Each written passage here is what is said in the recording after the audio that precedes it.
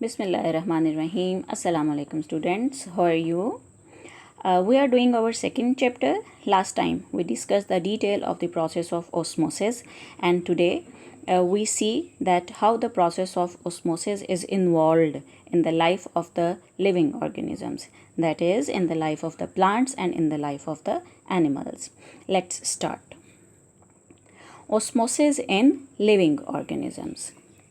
Plants and animal cells are surrounded by a living, partially permeable cell surface membrane. यानी plant cell ले लें या animal cell ले लें, उसमें क्या है कि both cells have a partially permeable cell surface membrane. Basic structure में उनके ये जो सेल सरफेस मेम्ब्रेन है ये पार्ट होती है उस बेसिक स्ट्रक्चर का. सो दोनों में, प्लांट और एनिमल सेल्स में, दोनों में ये partially permeable cell surface membrane जो है this exist in both the cells. The enclosed nucleus and cytoplasm are a complex mixture of various dissolved substances. Now अगर हम देखें तो inside the nucleus there is nucleoplasm, ठीक है, और cell के अंदर there is cytoplasm. So nucleoplasm that is present inside the nucleus and cytoplasm that is present inside the cell. Both these are the mixture of nutrients या हम कह सकते हैं organic molecules, water, gases,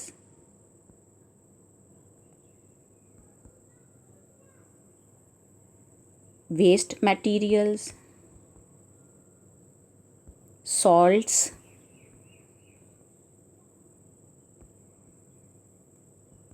metabolites, etc. ठीक है. Nucleoplasm and cytoplasm में ये तमाम मटेरियल जो हैं ये वाटर के अंदर या डिज़ोल्व होते हैं या सस्पेंडेड होते हैं. अब ये जो डिज़ोल्व्ड सब्सटेंसेस हैं इनकी वजह से nucleoplasm and cytoplasm have a specific water potential, या हम कहते हैं कि इनका एक स्पेसिफिक ऑस्मोटिक पोटेंशियल होता है. ठीक है. सो साइटोप्लाज्म है या न्यूक्लियोप्लाज्म है, it has a specific water potential जो कि इसके अंदर एग्जिस्ट करता है. अच्छा जी, अब osmosis occurs in and out of the cell across the cell surface membrane. अब देखें, सेल चाहे वो प्लांट सेल है चाहे वो एनिमल सेल है, वो एक एनवायरनमेंट में प्लेस्ड है, उसकी सराउंडिंग में कोई ना कोई एनवायरनमेंट होगी. अब सेल के इनसाइड एक स्पेसिफिक वाटर पोटेंशियल एग्जिस्ट करता है और जो सेल है उसकी सराउंडिंग में एक एनवायरनमेंट है और उस एनवायरनमेंट में भी जो सोल्यूशन एग्जिस्ट करेगा उसका कोई ना कोई वाटर पोटेंशियल होगा. अब इस वाटर पोटेंशियल के डिफरेंस की वजह से लिविंग सेल्स में, चाहे वो प्लांट के सेल्स हैं चाहे वो एनिमल्स के सेल्स हैं, वहाँ पर ओस्मोसिस का प्रोसेस जो है वो होता है. और osmosis occurs in and out of the cell across the cell surface membrane. So different conditions में या सेल के अंदर वाटर मूव करेगा या सेल से बाहर वाटर जो है वो मूव करता है. ठीक है. अगर हम ओस्मोसिस के प्रोसेस को देखें, अगर ओस्मोसिस के प्रोसेस में वाटर जो है दैट इज़ मूविंग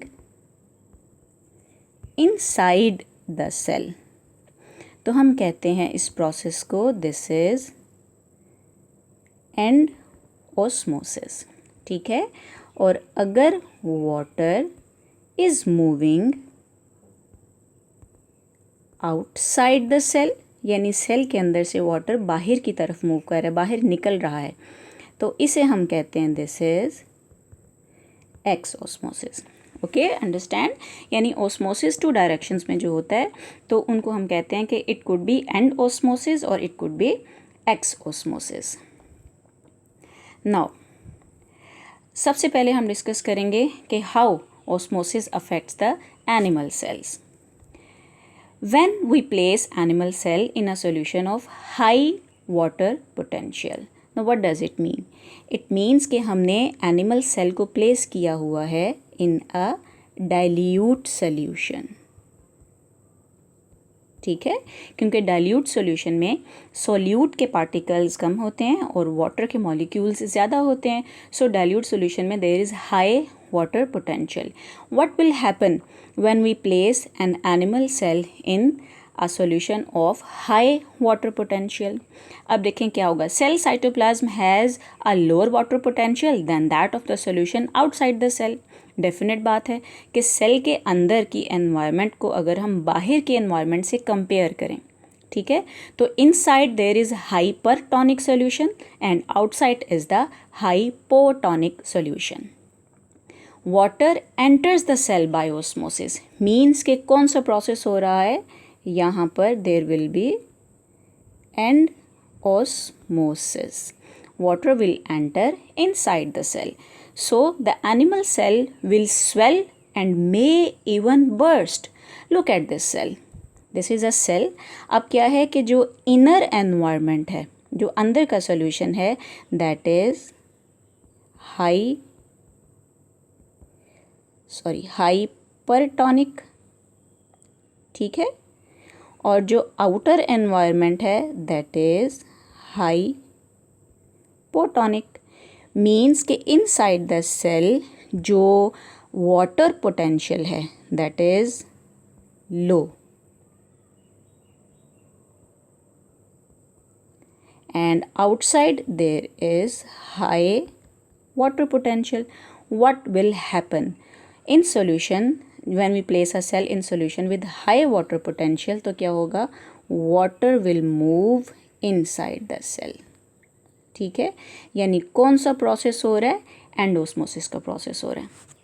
अब क्या होगा कि cell start to increase in size, और क्योंकि इसके इर्द गिर्द, सेल के इर्द गिर्द कोई हार्ड कवरिंग या कोई ऐसी शील्ड नहीं है, तो अगर ये ज़्यादा एक्सपेंड कर गया, जो कि उसकी सेल मेम्ब्रेन की फ्लेक्सिबिलिटी या उसकी स्ट्रेंथ से वो प्रेशर ज़्यादा होगा, तो the cell will burst.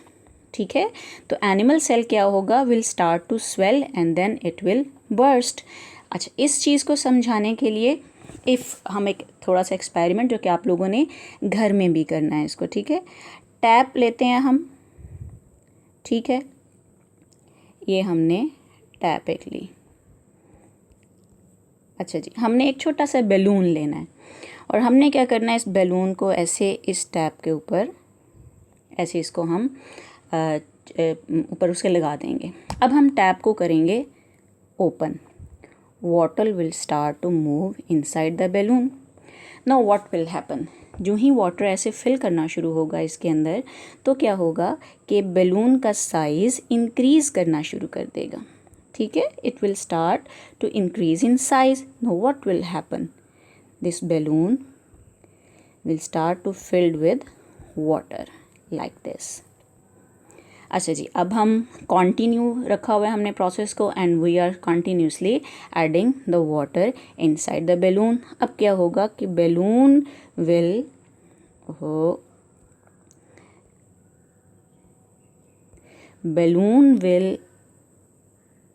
expand very much and this all will filled with water. But if we still continue to fill water in it, then what will happen in the end, जब इसकी limit जो flexibility है इसकी वो ख़त्म हो जाएगी, the balloon will burst and all the water will come out from the balloon. Okay, so this happened with the animal cells. कि animal cell में अगर outer environment में hypotonic solution है या pure water present है, ठीक है, pure distil water, तो वाटर एंड ऑस्मोसिस के ज़रिए सेल के अंदर एंटर होगा. Cell will start to swell, और अगर ये हम इस कंडीशन में इसको कॉन्टीन्यूस प्लेस करके रखेंगे तो in the end cell will burst. अच्छा, when we place the animal cell in the solution of the same water potential, यानी अगर हम एक एनिमल सेल को जो उसके साइटोप्लाज्म का या जो उसकी इनर एनवायरनमेंट का वाटर पोटेंशियल है, हम उसको उसी सॉल्यूशन में प्लेस कर दें, उसकी एक्सटर्नल एनवायरनमेंट में भी सेम वाटर पोटेंशियल हो, मींस के बोथ सॉल्यूशंस आर आइसोटोनिक. यानी हम अगर एनिमल सेल को प्लेस करेंगे इन आइसोटोनिक एनवायरनमेंट, ठीक है, isotonic environment. Then what will happen? There will be no net movement of water across the cell surface membrane because there is no water potential gradient. No water potential gradient.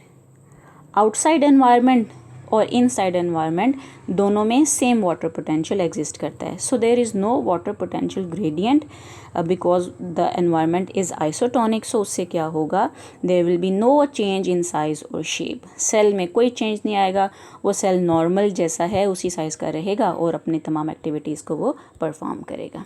ठीक है.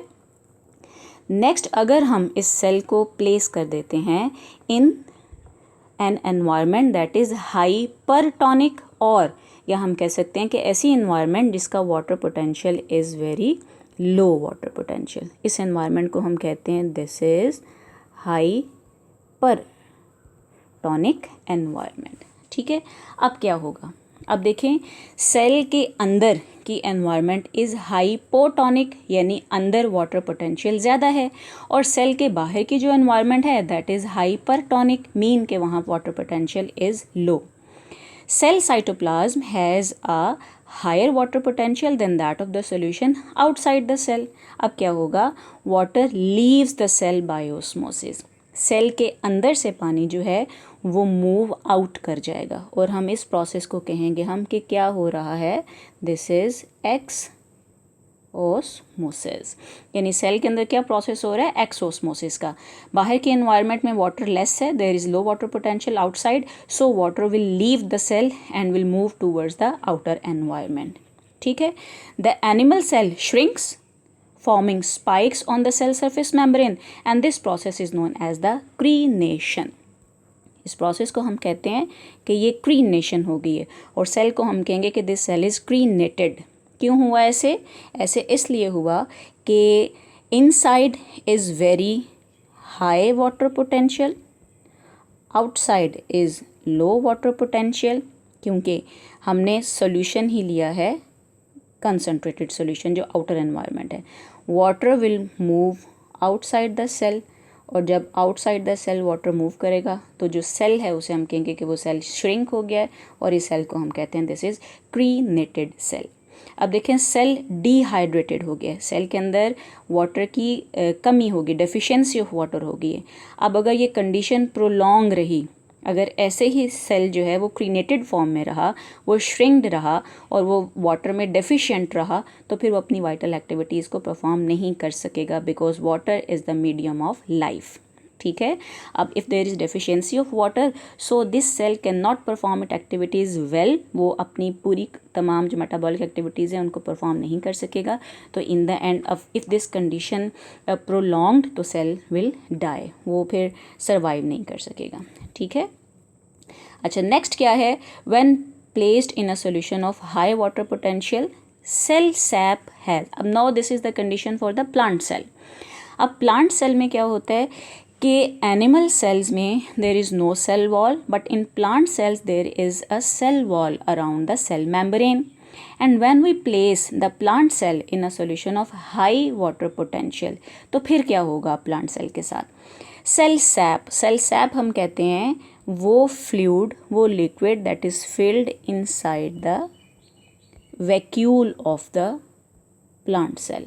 ठीक है. We know that plant cell has a big vacuole, तो उस vacuole के अंदर जो liquid fill होता है, जो फ्लूइड फिल होता है, उसे हम कहते हैं cell sap. So cell sap has a lower water potential than that of the solution outside the cell, because हमने जो आउटसाइड सॉल्यूशन, ये प्लांट सेल हमने जिस सॉल्यूशन में प्लेस किया है that has a high water potential, means के that is the hypertonic solution. Water will enter the cell by osmosis. ठीक है. तो हम कहते हैं कौन सा प्रोसेस हो रहा है जी, एंड ऑस्मोसिस का प्रोसेस हो रहा है.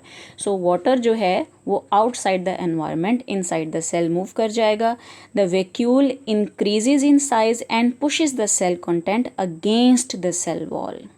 अब जो वैक्यूल है वो क्योंकि उसमें वाटर फिल हो रहा है तो that will increase in size, और जब उसका साइज इंक्रीज करेगा तो वो सेल वॉल के ऊपर प्रेशर एक्सर्ट करता है. ठीक है. The cell wall is strong and inelastic. अब सेल वॉल जो है वो एक रिजिड स्ट्रक्चर है that is made up of cellulose and some other hard material. अब वो तो इनइलास्टिक है, उसके अंदर एक्सपैंड करने की एबिलिटी नहीं है। It exerts an opposing pressure as water enters the cell. अब वाटर क्योंकि सेल के अंदर एंटर हो रहा है that will put pressure on the walls of the cell wall के ऊपर। तो सेल वॉल उसके रिएक्शन के तौर पर एक प्रेशर एक्सर्ट करेगा उस सेल के इंटरनल एनवायरनमेंट में जो वाटर फिल हुआ है उस पर, और इस वजह से वो सेल को ओवर एक्सपेंशन से प्रिवेंट करेगा, यानी उसको एक लिमिटेड साइज़ तक एक्सपैंड करने देगा, उसके बाद इसको ये ज़्यादा एक्सपेंशन से बचाएगा। ठीक है, इस कंडीशन में जब plant cells has expand to it maximum size तो हम कहते हैं द सेल बिकम्स टर्जिड। ये सेल क्या हो गया, ये टर्जिड सेल हो गया है। ठीक है, the cell does not burst because it is protected by the cell wall.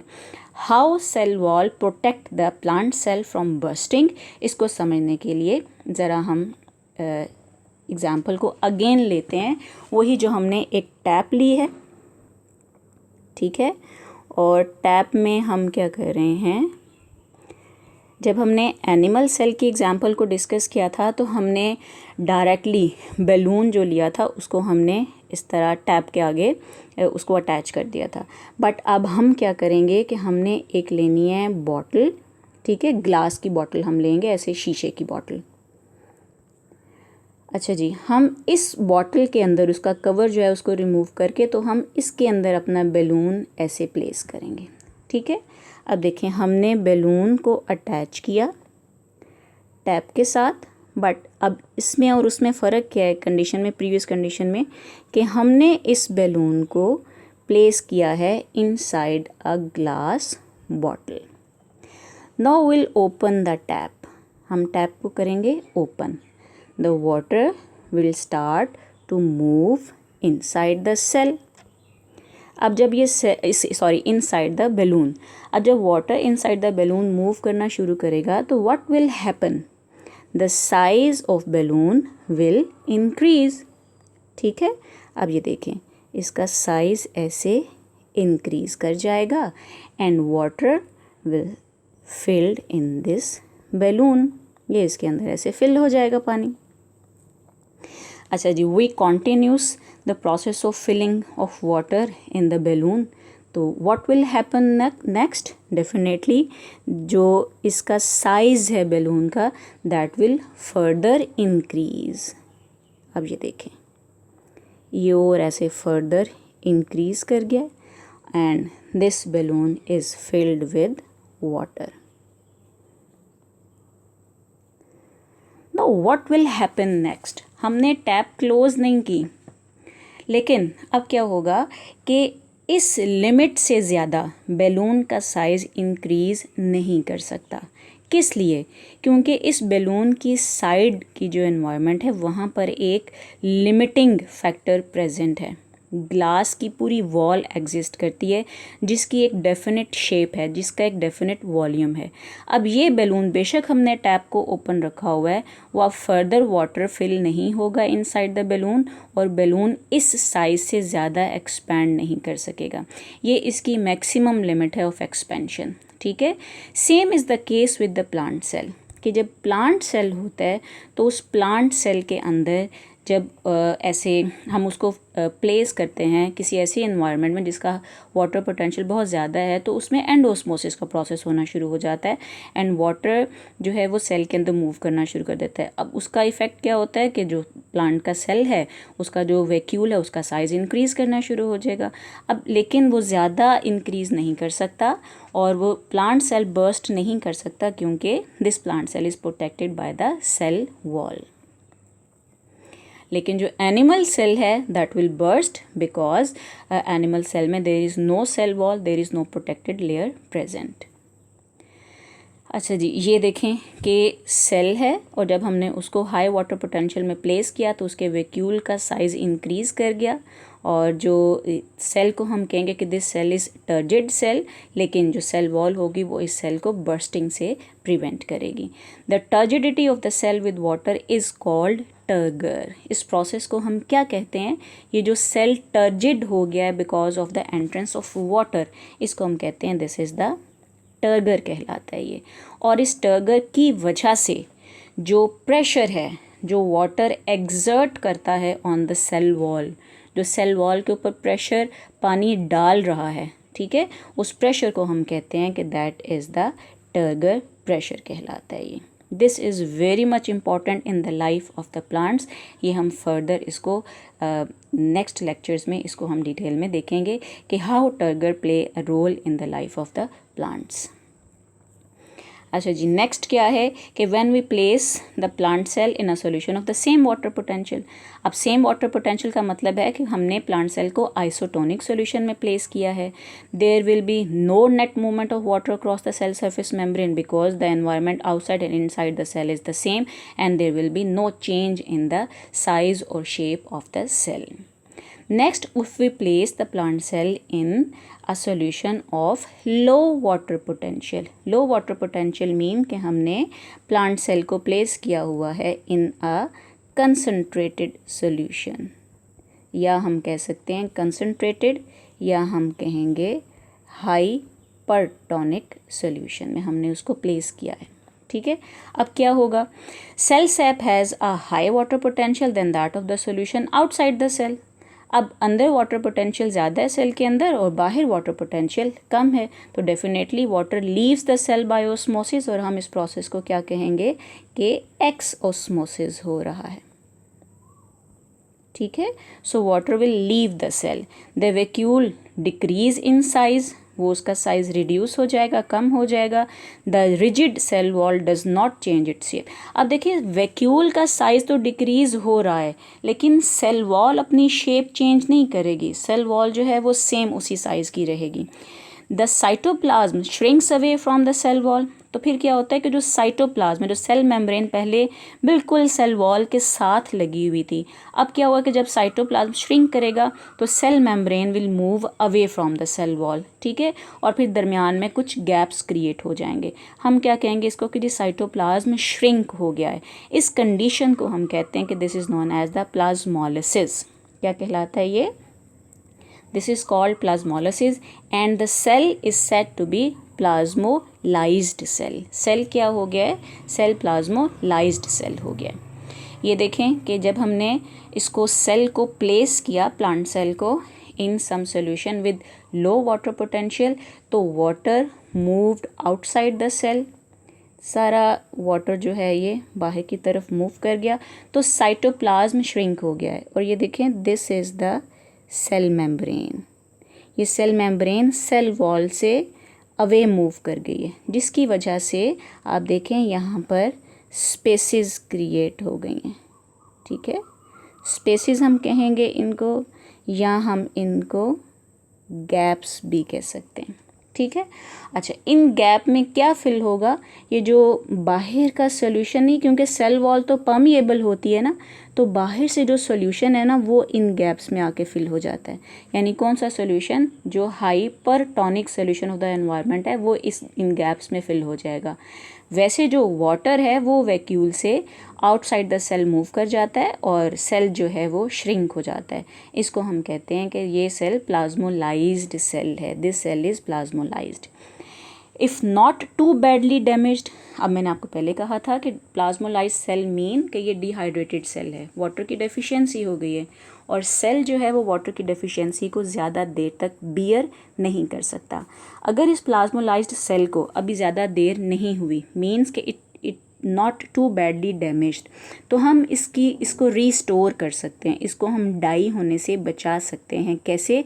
कि if we place it in water again, अगर हम इसको पानी में दोबारा इस सेल को रख दें, या अगर वो प्लांट है तो उसके अंदर हम पानी ऐड कर दें, ठीक है, उससे क्या होगा कि वाटर एनवायरनमेंट में उसको मिलने से बाहर की एनवायरनमेंट जो है वो हाइपोटोनिक हो जाएगी, जिसकी वजह से water will move inside the cell, ठीक है, और जो सेल है वो दोबारा से उसके वैक्यूल में वाटर फिल हो जाएगा और वो अपनी ओरिजिनल कंडीशन में दोबारा वापस आ जाएगा। सो हम उसको डाई होने से, उसको किल होने से हम बचा सकते हैं। ठीक है बच्चों, आपको समझ आ गया कि what will happen to the cells of the plant and animal cells if we place them in hypotonic or in hypertonic or in isotonic solution। ठीक है, अच्छा जी, if the plant cell is plasmolized it tissues become flaccid। अब देखें एक plant है, अगर उसके sales जो हैं वो प्लाज्मोलाइज्ड हो गए हैं तो हम कहते हैं कि जो प्लांट के टिश्यूज़ हैं ना ये फ्लैसिड हो गए हैं। फ्लैसिड कहते हैं मुरझा जाना, ठीक है, फ्लैसिड का मतलब क्या है, मुरझाना। घर में जब सब्ज़ी आती है तो ये ग्रीन कोरिएंडर, सब्ज़ धनिया आता है ना, जब आए घर में, या पुदीना जब आता है तो बड़ी फ्रेश होती हैं वो, उसकी जो टहनियाँ होंगी, उसकी जो शूट्स होंगी, उसकी जो ब्रांचेस होंगी वो बड़ी सही इरेक्ट पोजीशन में होती हैं। हम कहते हैं ये बड़ा फ्रेश धनिया है। लेकिन आजकल स्पेशली जो वेदर है that is very hot environment में, वैसे ही मॉइस्चर का कंटेंट बहुत कम है। अगर हम उसको रख दें और उसको हम डील ना करें, उसको फ्रिज में हम नहीं रखें, तो क्या होगा कि थोड़ी देर के बाद, घंटे 2 घंटे या 3 घंटे के बाद वो हम कहते हैं ये मुरझा गया है, ये सारा ख़राब हो गया धनिया। क्यों, ऐसा क्यों हुआ है? बिकॉज कि जो प्लांट सेल था उसके अंदर से वाटर जो है वो आउटसाइड द एनवायरनमेंट मूव कर गया और वो टर्जिड नहीं रहा, ठीक है। तो वो जो प्लाज्मोलाइज्ड सेल है उसको हम कहते हैं कि अब ये जो टिश्यू है, टिश्यू क्या हो गया, टिश्यू फ्लैसिड हो गया, टिश्यू मुरझा गया।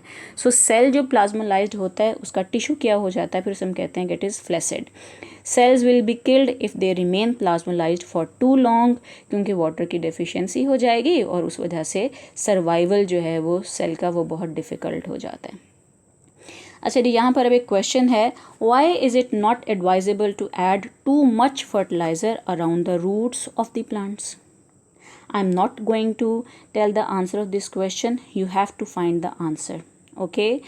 बट आई एम श्योर कि अगर आपने आज का लेसन मेरा केयरफुली सुना है, उसको कम्प्लीटली अंडरस्टैंड किया है, तो आप इस क्वेश्चन का आंसर ईजीली कर सकते हैं। मुझे, मैंने एक ग्रुप बनाया हुआ है व्हाट्सएप पर एक, ठीक है, और उसका नेम है ओ लेवल बायोलॉजी ग्रुप, और उसके अंदर सारे स्टूडेंट्स मेरे एडेड हैं। सो आपने मुझे इस क्वेश्चन का आंसर जो है उसको सर्च करके, फाइंड आउट करके, सोच के, अपने माइंड की ब्रेन स्ट्रॉमिंग करके, तो इसका आंसर मुझे फाइंड करके आपने देना है और इसको आपने मुझे उस अपनी जो ये आंसर होगा इसका, you will submit that answer on the WhatsApp group, okay. और जो प्रीवियस असाइनमेंट्स मैंने आपको सारी दी हुई हैं वो भी आपने इसी व्हाट्सएप ग्रुप पर ऐड करनी है तमाम स्टूडेंट्स ने। All students are not responding, some students are regularly submitting their assignments, that is very appreciating, but जो थोड़े से लेज़ी हुए हैं वो भी ज़रा एक्टिव हो जाएं और वो भी अपनी अपने असाइनमेंट्स को सबमिट कराएं, ठीक है जी। चलिए जी, एनफ फॉर टुडे। इंशाल्लाह जो नेक्स्ट है वो हम इसी के रिलेटेड कुछ फर्दर टॉपिक्स जो हैं हम उनको स्टडी करेंगे। टिल देन, अल्लाह हाफिज़, stay home, stay safe and stay blessed.